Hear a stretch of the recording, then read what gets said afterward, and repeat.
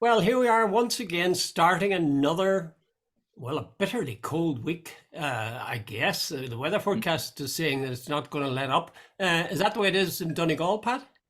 Absolutely, Jude. It was hitting heavy duty snow there, but all of about 10, 15 minutes ago.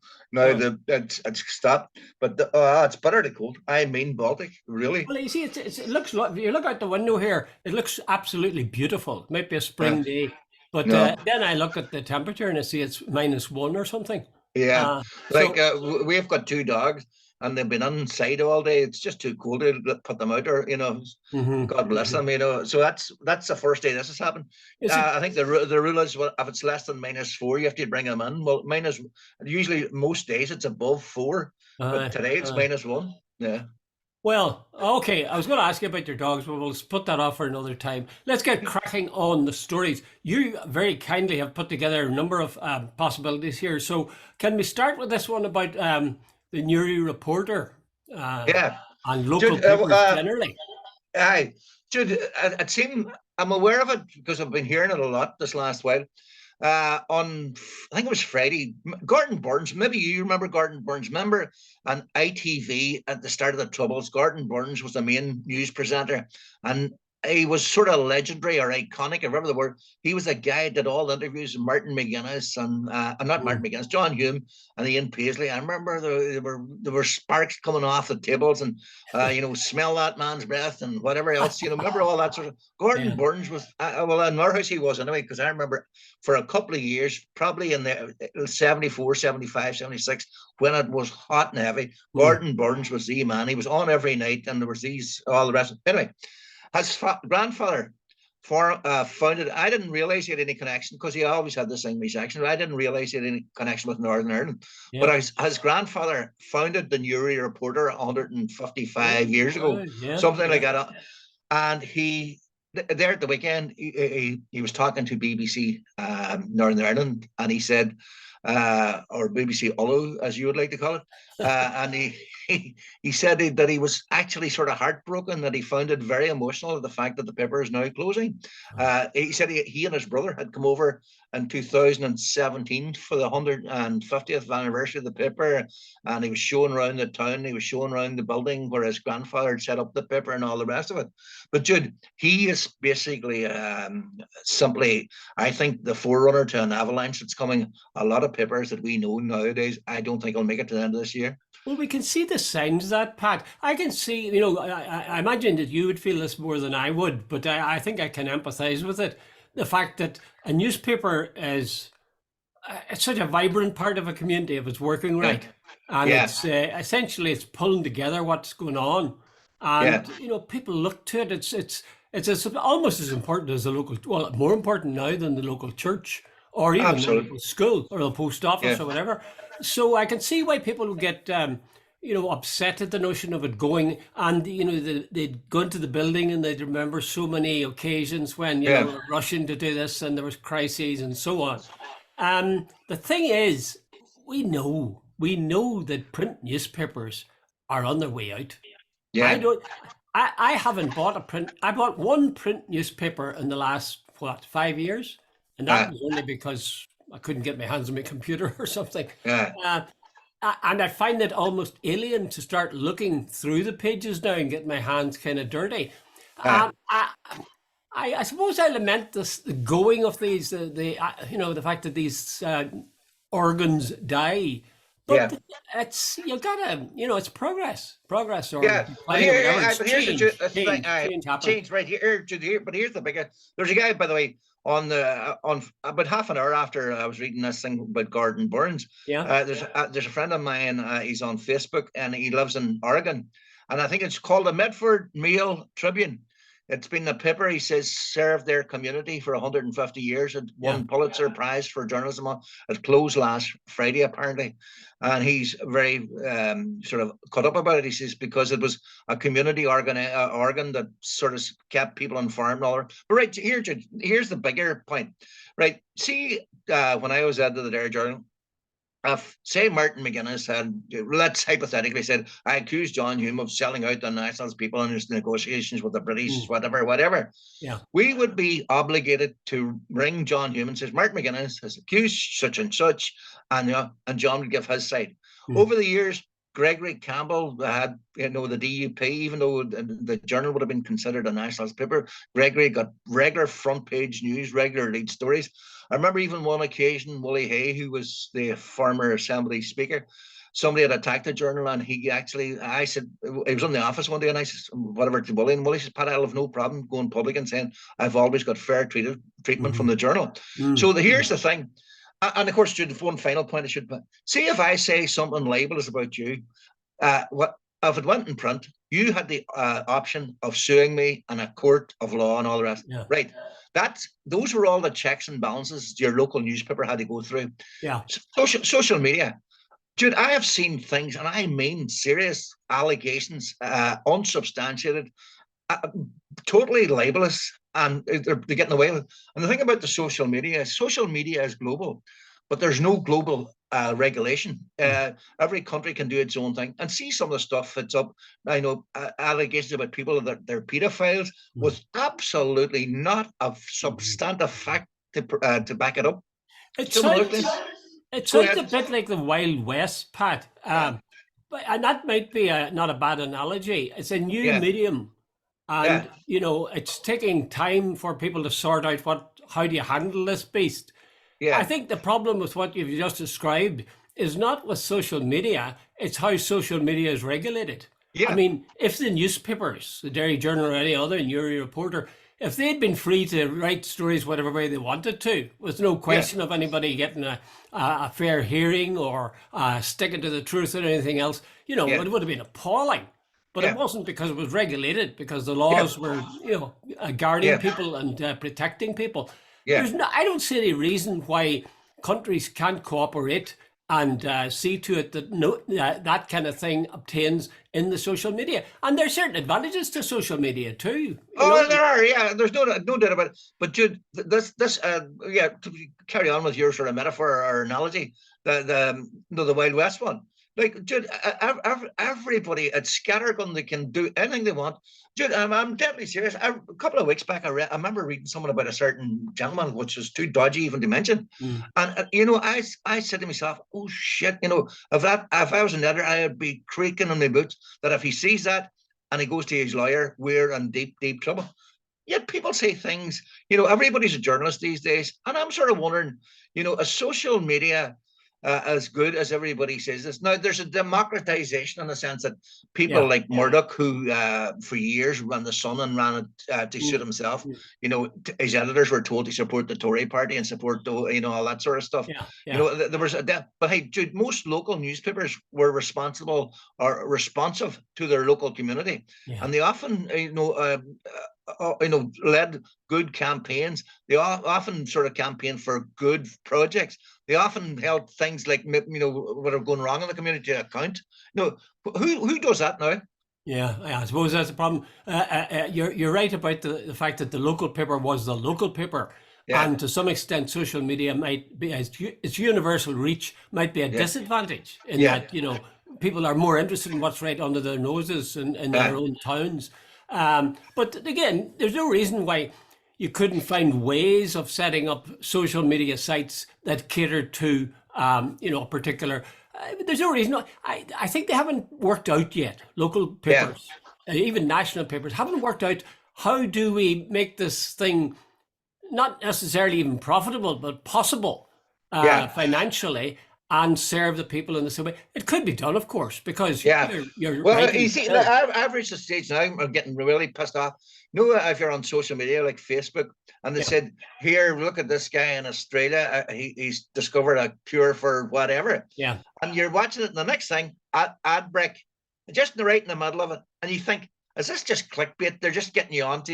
oh yeah, And I, oh yeah, and I just turn it off, and I'm not sitting here for yeah, 20 seconds for yeah. an ad. But Pat, Yeah, you notice one of the things I noticed with newspapers and local newspapers as well, and national, is the way they lay out online their yeah, newspaper. yeah, They'll halfway down a story, they'll have a big banner yeah, ad, Yeah. which is very disruptive. And then you'll have a few Yeah, more lines of the well, story. that's the word I was looking for. And dude, money's a thing, quite serious. And I've got fascination with certain things in the Middle East, and I'll be watching something about Israel and something. The next Mm, thing, bang in the middle of it, it'll come on, some, and I'm going like I'm not. So I just move on. And if you're like I was watching a lot of stuff there, maybe about Ronaldo and Messi, yeah, maybe about some of what they're happening in their lives. The next thing an ad comes on, you just see bollocks to this. So yeah, I don't yeah, know how that works. Jude, in the middle of someone that's 2 minutes long, there's a 15, 20 second or maybe half a minute yeah, yeah. ad. I see that YouTube's doing that a lot. See, Uh, this is just one of many reasons why people should watch us. No ads yes, here. I know This is ads. an I know ad-free an zone. ad-free zone. Mind you, I'm not sure about the stuff they're getting in place of ads, but it is an ad-free zone. No, I would share your sort of nostalgia for many of the things about local papers, and I remember them well. My father used to get two every week, the Ulster Herald and the Tyrone Constitution, one of which Yeah, was the Catholic paper and the other one was the one of them's Protestant the paper. Protestant paper. And he Yeah, prided himself on the fact that he was, balanced. I was saying, is there not a Marxist paper? yeah, somewhere here. Maybe a wee bit different. But yeah, I share that. But I'd be also optimistic that Yeah, new forms will be created. For example, when we were small, young even, there was no local radio. And now no, there is local radio. And look at the power of local radio. Look at the power of look at the way you lament the fact that Radio Ulster in Derry, Radio yeah, Foyle, is being yeah, run down. Look at yeah, the way that Highland Radio has yeah, developed and how important it is to people in yeah, the northwest. yeah. So there's all sorts of possibilities. I think it's just a question of, as I say, it's at the Wild West stage at the moment. But I could see a day coming when there will be more controlled, and in ways, people will say, "Oh God, maybe we're far too controlled now." Yeah. Well, what I That time presume will will come. happen. Mhm. What I presume will happen, Jude. Somebody's going to say something big, label somebody, and somebody with real money is going to say at Donegal, and they go to the High Court in Dublin, and a judge rules against, say, Yeah, Facebook for yeah, 500 million, something yeah, yeah, ridiculous. yeah. Then you will start to find that nationally there'll be regulation introduced for each country, and I think that's what's going to happen eventually. Well, you don't, you can sue people Yeah, for but it's what they very, write very online. difficult. You see, I mean, I I, know that I was never sued, but there was the whisper of it at times when I oh was doing yeah, a blog. So, that. I think there are some rules already in place for But online. here, Jude, about 20 years ago, somebody put on a classified ad in the New York Times. As far as I remember, it was the New York Times, and they had about 10 or 15 pages of classified ads.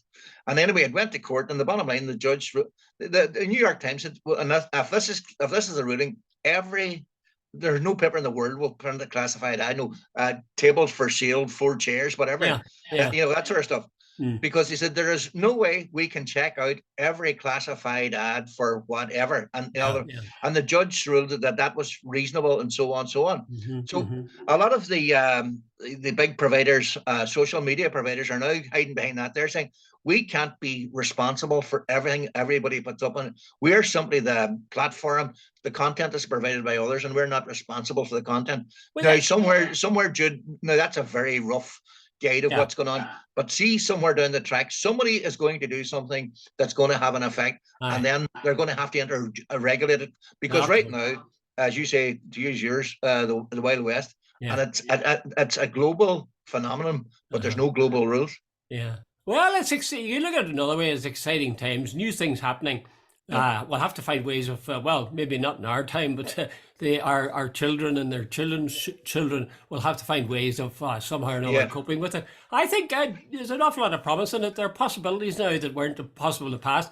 Just we'll leave this with this thought. yeah. Does your mind go back as far as the time when local newspapers, the entire front page was covered in small ads or ads? No. So you're very young, Pat, really. I remember that. In fact, No. I think I remember the time when the Irish Times, its front Wait a minute. page, I vaguely was remember, covered Jude, in but but advertisements, usually small ads, I think it's more a sort of subliminal memory rather than a real one. Yeah, yeah. Well, Yeah, maybe I'm sort of inventing that, but I'm pretty sure that was the case. And yeah, the local paper as well, like the Oma papers. Anyway, let's move on from the sad story of the demise of the local paper to newspapers generally as they stand, to the case of Mr. Elon Musk, who, my God, the man is leaking money by the billion. Apparently there's some Japanese guy in the turn of this or at the millennium lost quite a lot of money, but Elon Musk has apparently about just over a year, in less than 18 months, lost somewhere in the region of 150 billion sterling. Isn't that unbelievable? Couldn't happen the next day. No, what makes Musk so fascinating? It's his arrogance and his sort of capriciousness. This is a guy who thinks he's a master of the universe. He's the guy that brought Twitter for 44 billion, and within a couple of weeks had basically ruined it.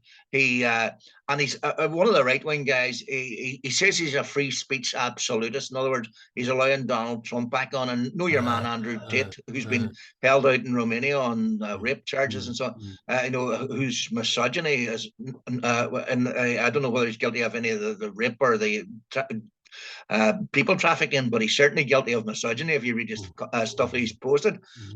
He's allowing these guys a platform on his platform. And you're sort of going, but then, by the way, he's sacking people on Twitter who actually speak out against him. So, the hypocrisy is unbelievable. Well, you see, when you have an awful lot of money, I think two things happen. One is you tend to think yourself superior to other people who don't have it, especially if you've made it yourself. Yeah. And the other thing is, of course, you tend to be very right-wing because naturally you're a conservative. You want things to stay the way they are because you've got loads of money. If things were going to change radically, my God, they might take the money away from you. So, of course, he's going to be right-wing. But I know Musk and Trump remind me of each other. Musk sort of said that he is self-made. Has owned a mine somewhere in South Africa. Oh, is that right? And Trump says he's a self-made billionaire. Like, here's a man inherited something like $400 million from his dad. Geez, I'd love to be self-made with $400 million. If you have money, it's easier to make money, I think. But I see a report which is really the other side of the coin. This is in the Irish Times today, actually. And it says that since 2012, right? You have to listen carefully to this now. Yeah.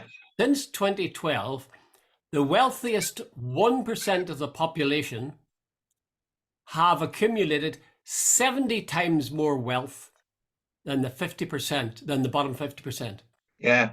So the 1% has made 70 times as much as the total for the bottom 50%. Unbelievable. And they put the same information in different forms, but it's very striking that a very small number of people are still making a hell of a lot of money. And it's not simply guessing. Jude, I'm not going to name them either. There's a family, we'll just call them in the Northwest. They were quite well off before the recession, and they made a lot of money and apparently had a lot of cash. So when the recession hit, I'd use a simple example. A house that was previously costing 400,000 suddenly was available because everybody was in deep doo-doo, 150,000. They bought up businesses, they bought up houses and all the rest. So I'd say, just say for a hypothetical, they were worth 10 million in 2006.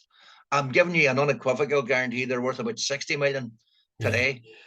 So when you, as you said earlier on there, when you have money, particularly during recession. Remember John F. Kennedy, apparently his father, old Joe, when the shoe shine boy was telling him about the stock market, he realized, hey, this is overheating, and he took out all his money. Anyway, in 1929, when the Wall Street went flat, he had his money out. And one of the things he did, he was able to buy, I think it was 6 ships. And that just increased his wealth. When the recession was over, he was an extremely wealthy man. Yeah. And he made a lot of money by booze. Whiskey. Exactly. But sure, why not? Many people made their fortune by running pubs. But it's the inequality of it really that worries me. Well, it sort of worries me in another way it doesn't. The fact of the matter is, if you look, you'll see the Ireland's richest men or richest people. And you'll see these lists in newspapers.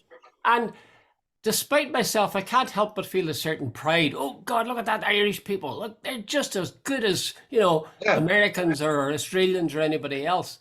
But Yeah, then you stop and think, like, why would I applaud people for having this being bloated with this kind of wealth while people yeah, aren't able to find a house to live in or yeah, enough money to pay for proper food yeah. or energy? It's an insidious kind of thing, and I think some of the media, newspapers particularly, do encourage you to think that way. If it's our lot, if they're Irish, oh great! It's almost their world champions. You think they're Yeah, yeah, sporting yeah. world champions. But there's an old boss of mine. He says, Pat, you're too easily impressed by making money. He says, the village idiot, sometimes can make a lot of money. And Mm. over the years, I have met people who are singularly stupid, and that's the only word I can think of. Yet who have been very wealthy. Like I remember a guy, and I'm not obviously not naming him. He was a public representative as well. I remember being at a meeting, and he starts off, "We has been trying." And this is a man this is a man worth millions. I'm going, he doesn't even know basic grammar. I know, but that doesn't matter to him. This is No, what they say about people who are very wealthy. They are, to some extent, sort of focused. I forget the term for it, but there's a mental condition which focuses tunnel vision, sort of thing, uh, where they're no good at anything else, but they're bloody good at this. So yeah, they're very good at making money, but they haven't a clue about other stuff outside it. no. And in a In way, fact, that's a lot of these guys never read a book. no. Never, they wouldn't know of good painting. Hmm. Music wouldn't have a notion. Arts, culture, not interested. But hey, they could buy and sell me and you many, many times over, and they drive the biggest car going, and they own the biggest house, and so on, so on, and so on. And yet they belch, fart, and smoke. Well, you see, this is what you were saying the last day, I think, Pat, that there's tragedy around many of these very rich families. And I Yeah, think part of that is because when you have a lot of wealth, you don't have a direction in life. no, The fact of putting bread on the table and keeping a roof over your head, to some extent, drives us all throughout much of our lives. yeah, Whereas with these guys, no, they don't have to do that. So yeah, they've all day to do nothing. And yeah. most of them, as you say, tend to have no interest beyond, certainly aren't interested in the fine arts as a rule. Not at So all. they find it difficult to get through the day in a way. And I Aye. find sort of, Jude, sort of getting one mean of to the them. first laws you learn in economics, and I learned it in secondary school, was the law of diminishing returns. Mm. One day I was chatting to this guy, and he was well off, and he says, Pat, a new car means nothing to me. And by the way, he meant it. Right, Jude, I remember the first time I got a suit when I was about 16 or 17, a really nice suit. Jude, I walked around town as if, you'd given me £1,000,000. Nobody could have paid the feeling, Yeah. because we couldn't afford it. And the fact that my mother or my father went and got me a really lovely suit, Mhm. dude. So I got more out of that than I'd say the fella got a new car. The new car to him was nothing. But see, when you don't have something, it does mean a lot to you. And the joy I got from that, I think, is I don't think I've ever repeated it. So Mm. the thing about it is, see, when you have a lot of money and nothing means anything, there's Mm. a sort of downside to that. Aye, that's right. That's for sure. As Robert Browning, the poet, said, a man's reach should e'er exceed his grasp, else what's a heaven for? So Yeah. we should always sort of fall short of what we'd like to get. Yet, Otherwise, you won't have the notion of heaven and everything being right. It doesn't they make should sense. always be grasping towards something. Yeah, The yeah, fact yeah. that you, Driving the towards fact, something. the fact that you can get it's probably not good. Aye, aye. And I mean, in ways we're lucky. I think the fact that you have to make your own way in life, and I applaud people. You hear about these really big rich guys who give away all their money before they die, and Uh, they give a certain amount, but not much to their own children. yeah. It's kind of smart. I mean, it's Uh, tough love, I suppose, but well, I can't remember. Well, there was one guy I knew years ago I read about. Remember, he said that the worst thing he could do is give his children money because they would have nothing to strive for. And aye, he said, but the biggest satisfaction in life was to, have some mission statement, yeah. something that you have to achieve. He Aye. says, when it's But just handed to you, you just sit and drink or something. yeah, don't we sound very, very old fogey saying young people today Yeah. can't work, No, no. If do somebody nothing, wants to sitting hand me a around all couple of day. million, go ahead. I'll quite enjoy it. Okay, let's get on to the people who lie around all day and do nothing and who are a danger to our women folk. I'm speaking, of course, of the refugees in Ireland. Yeah. Dude, that's getting really serious. I think it was in Ballymun, and I noticed several politicians have come out and says it's actually getting quite serious. Jude, there was an attempt. there was a threat made apparently to burn down a hotel. Now, I was reading it, I think it was in the Irish Times. It's just it's an unnamed, but apparently some well-known local thug in the area had threatened to burn down a hotel. There was about 150 people outside somewhere in Ballymun the other day. Now, in fairness, the local TDs and councillors have all come out against it. But Jude, the point I was sort of making is last while I've noticed, and I know just in general conversation, I keep hearing these anecdotal stories about no refugees. Oh, like there's a brothel down there, and I know there's in Derry, there's a couple of wee girls offered for, prostitution. Now, Jude, whether they're true, not true, I haven't a clue, but they're on the rise, and you sort of go, is this just sort of smear stuff now and so on? And then, of course, you keep hearing about the fact, hey, that these Ukrainian men are here and all the rest. Dude, I don't see too many Ukrainian men. Yeah. Well, it's the fear of the unknown, and wanting to sort of scapegoat them and say all the bad stuff that's in you, let's put it on them. Yeah. They're different from us, and therefore they're probably bad. Actually, I find that hilarious in some ways, because if you're scared of or detest immigrants, the assumption is that you're better. Yeah. So for example, if our society, my village, takes in 200 refugees, the assumption is that the present constitution people in my village are really good, and that these 200 coming in will be worse. Could be the other way around. The 200 coming in could be far better than that bloody lot we have at present. No, there's a lot of stuff going up on social media too. I've seen it. There's a real growth in it, and it's everything that any sort of asylum seeker does. It's flagged up. An asylum seeker appeared in court yesterday, charged with slashing somebody with a knife or something. This sort of stuff. And you're going, and there could be 200 other incidents involving non-nationals, but that doesn't appear in the paper at all. That's the thing. You see, we and I think we tend to spot it too. Whenever they're talking about immigrants, if you see a guy or you hear about a guy committing a crime who's got a funny name, you say, "Oh, yeah, that's another refugee." Well, maybe they're right after all. And the thing I most detest really is this thing about sort of the women folk. It's back to the Indians, the cowboys and the Indians. They're out to to desecrate our women folk, so we must protect them. I just think that is so bloody stupid. Stupid isn't the word for it.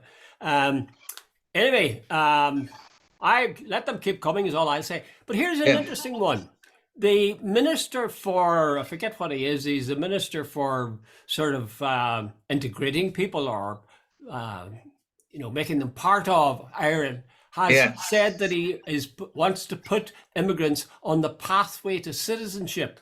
Yeah. But after 5 years, they'll have the opportunity to become citizens. Yeah. I think that's a very tricky one, really, because whenever I see a big ceremony, right, and there's 2,000 people, obviously from other parts of the world, who have become Irish citizens, and they're there with their little tricolours. I think that's bloody marvelous. So do I. And yet, when I was in Canada, people would say, "How long are you staying for?" And if I'd said, "Well, I'll be here for the next 5 years, and then I'm going home," they wouldn't have liked that. What they really wanted you to say was, "I'm staying here forever. This is a wonderful country." Yeah, exactly. There is a tendency to assume that you will disown what you've come from. So my point is, why shouldn't these immigrants, maybe they don't want to, maybe they just want to stay until their chance to get home again? Yeah. No, that's exactly it. I've told you before, I was over at a school in East Donegal. There was a careers day thing, and I was over and I met this absolutely beautiful wee Ukrainian girl. She was about 15 or 16, absolutely lovely wee girl. And the one thing I remember she said to me, I says, "What are you doing here?" and all the rest. And she says, "I would like to go home." I felt genuinely sorry for her, because she meant it, It's an odd thing though, Pat, isn't it? On the one hand, we totally understand. I certainly understand the desire of people to go back to where they came from, because that's where home is. It's like home. You like to go home. But on the other hand, there's a part of us that wants them to disown their past and embrace our wonderful country and become. Exactly. And when you see a black centre forward playing for the Republic of Ireland team, you say, "Whoa, fantastic, fantastic!" Jude, like speaking as Donegal man, see the day black guy scoring the winning goal in an All Ireland final for Donegal. That will be the day. Well, do you remember the little Dublin guy? He obviously was from Jason Sherlock. Jason Sherlock. Oh God, you have a great memory. Yeah. But I mean, that really created a stir, and that's 30 years ago, I'm sure now. Yeah, and he was a great wee fella as well. But he Mm. went to. But sure, my favorite soccer player of all time is Paul McGrath. And I mean that. He's my hero. I think that man was an absolute legend. But I was wonderful. the thing about it, I think what we're really trying to say is, you should. If an immigrant comes in here and breaks the law should apply to him the same way it applies to me and you. But that's this crap that we should apply different laws to them. Mhm. Everybody should be treated. If you treat me with respect, I treat you with respect. End of story. Whether you're an immigrant, asylum seeker, or whatever. The fact of the matter is, most of these people are looking for jobs and are very happy to do them, Of course, then that creates problems because people say they're undercutting them. Anyway, speaking of Paul McGrath, our time is just about up, Pat, except you want to give us a little parable of some kind. But the time that Nelson Mandela came to Dublin, and the huge crowd, I'm sure you know the story, that the crowd were chanting, and the chant was, "Ooh, ah, Paul McGrath, ooh, ah, Paul McGrath's da." I didn't know that one, I'd say. It's very disrespectful, very silly, very typically bloody Irish. But there wasn't a riot after it, so. Anyway, I know there's less than a minute to go. I see the Brits today apparently have indicated to the EU that they're going to drop this legislation where they're going to go unilaterally in regard to the protocol. In other words, reality has kicked in finally. Well, no, not before time, Pat. Not before time. Okay, we'll leave it there. Okay, Pat. Okay, Jude. All the best, mate. Bye, Jude. See you later.